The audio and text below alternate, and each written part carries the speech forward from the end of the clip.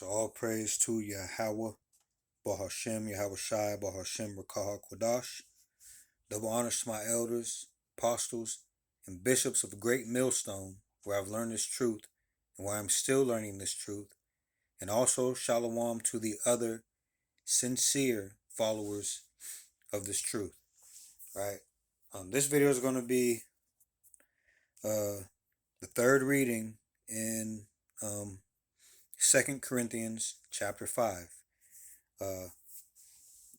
By now, I don't have to explain or I'm not going to explain why I'm reading this. If you don't know, go back and listen to the previous two videos. Okay? Both of them are readings in Corinthians, 2 Corinthians chapter 5. One is in the NLT, and the one before that is in the King James. All right? At least go back to that if you really want to hear the good news, all right, and you don't want to listen to the King James and the NLT. At least go back and get some context in the intro to why I am reading 2 Corinthians, the 5th chapter, okay? And then you can come back to the good news if you want, okay? So I'm just going to get right to it. This is going to be a short video. So we're going to go to 2 Corinthians chapter 5 in the Good News translation, all right?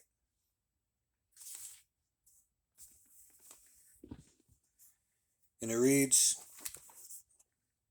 "For we know that when this tent we live in, our body here on earth, is torn down, God will have a house in heaven for us to live in, a home he himself has made, which will last forever. And now we sigh. So great is our desire that our home, which comes from heaven, should be put on over us. By being clothed with it, we shall not be without a body." All right. So that goes to the point of the exact point of why we are reading this. Because in the previous series, this is what was quoted about 2 Corinthians chapter 5, is that the body is the abode of the spirit while here on earth. All right. When the body dies, the spirit goes to heaven, where another body is prepared for it. Okay. So verse 4 in 2 Corinthians chapter 5 in the Good News translation. It says, "While we live in this earthly tent, we groan with a feeling of oppression. It is not that we want to get rid of our earthly body, but that we want to have the heavenly one put on over us, so that what is mortal will be transformed by life." All right. God is the one who has prepared us for this change, and he gave us his spirit as the guarantee of all that he has in store for us. So we are always full of courage. We know that as long as we are at home in the body, we are away from the Lord's home. For our life is a matter of faith, not sight. We are full of courage and would much prefer to leave our home in the body and be at home with the Lord. More than anything else, however, we want to please him, whether in our home here or there. For all of us must appear before Hamashiach, or Yahweh Shai, all right, to be judged by him. We will each receive what we deserve, according to everything we have done, good or bad, in our bodily life. All right. This is verse 11, but the heading above 11 in the Good News translation is friendship with God through Yahweh Shai, or friendship with Yahweh through Yahweh Shai. Right, verse 11. It says, we know that, verse 11. We know what it means to fear the Lord. And so we try to persuade others. God knows us completely. And I hope that in your hearts you know me as well. We are not trying again to recommend ourselves to you. Rather, we are trying to give you a good reason to be proud of us so that you will be able to answer those who boast about people's appearance and not about their character. Are we really insane? It is for God's sake. Or are we sane? Then it is for your sake. We are ruled by the love of Yahweh Shai. Now that we recognize that one man died for everyone, or everyone in Israel, okay, all the Israelites, all right, which means that they all share in his death, the remnant of Israel, okay. Verse 15, he died for all right, all the remnant. Don't let that throw you off again, all right.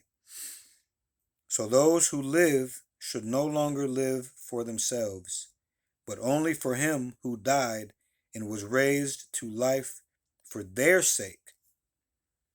Verse 16, no longer then do we judge anyone by human standards, even if at one time we judged Yahweh Shai according to human standards.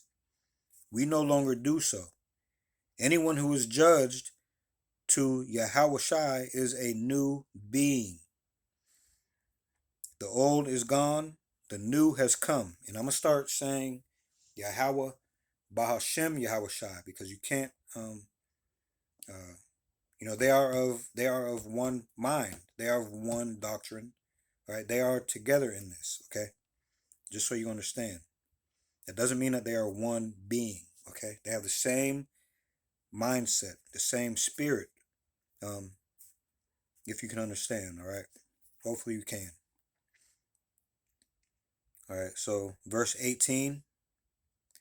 All this is done by God who through Yahushai changed us from enemies into his friends and gave us the task of making others his friends also.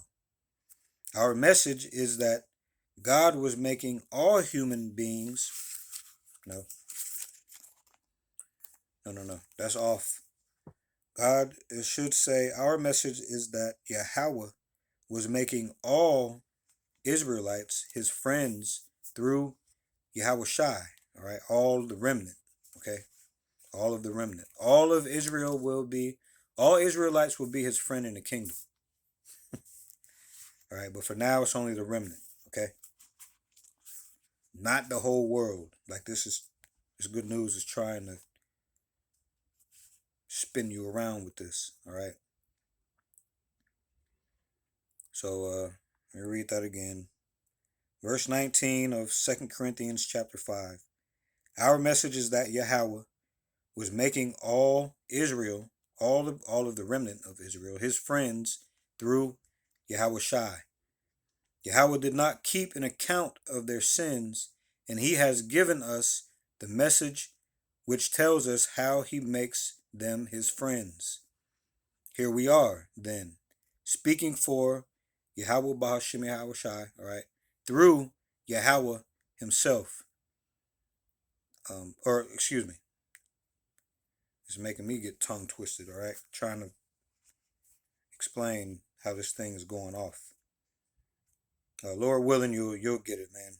Lord willing, you'll see through the spirit and power of Yahweh and Yahweh Shai. All right, verse 20 of 2 Corinthians chapter 5. All right, in the Good News translation. Here we are, then, speaking for Yahweh Shai, as though Yahweh himself were making his appeal through us.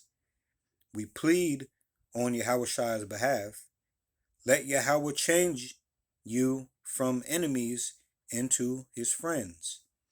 Yahweh Shai was without sin, But for our sake, Yahweh made him share our sin in order that in union with him we might share the righteousness of Yahweh. Okay. Like I said, that thing tried to throw you for a loop. All right. But with a foundation, with a solid foundation, all right, the Spirit of the Lord, through the will and power and spirit of Yahweh and Yahweh Shai, and his true men guiding you, that won't throw you for a loop. You'll be able to spot those things just as you seen me do just now. So I think that's actually, hold on. No, that's not it. Let me go back to verse 17 in here. All right. 2 Corinthians chapter 5. In verse 17 it reads, anyone who is joined to Yahweh Shai is a new being. The old is gone, the new has come. All right. Now, let's go to those scriptures referenced in the 1611 edition and read the Good News translation of those. All right. The first one was Isaiah 43 and 19, I think. Let me make sure. Yeah, Isaiah 43 and 19. Okay, let's go see what that says.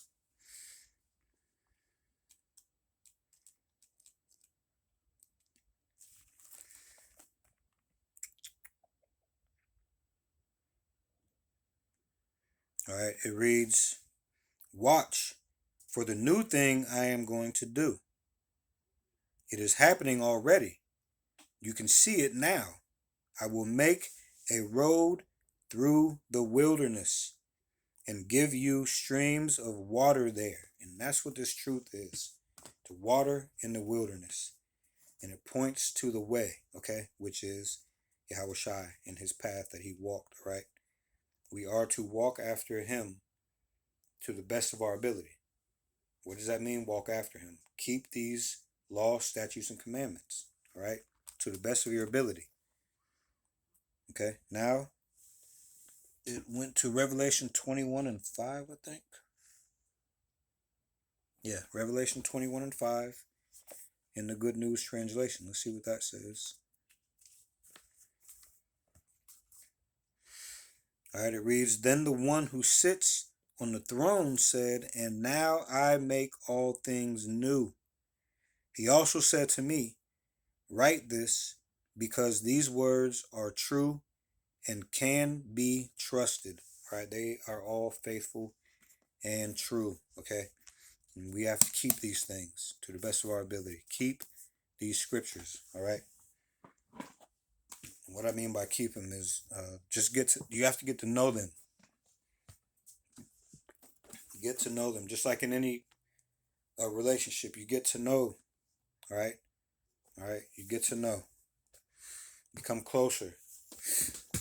So that's it for the reading of 2 Corinthians, the 5th chapter, in the King James and the NLT, and just now in the Good News translation.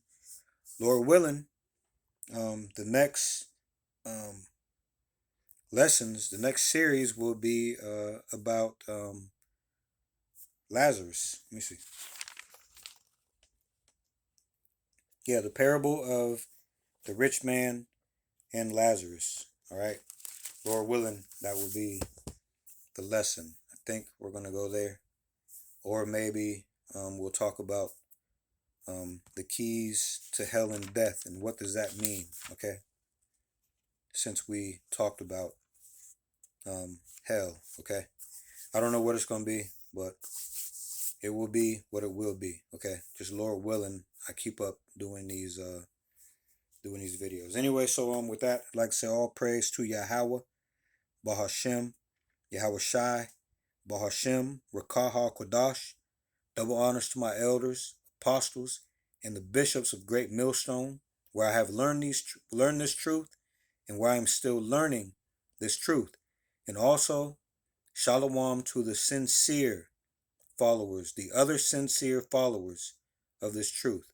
All right, Lord willing, we are of the remnant, and we stay at this walk until the Lord returns. That is the mission, all right, to become knowledgeable in these things and to teach these things, all right.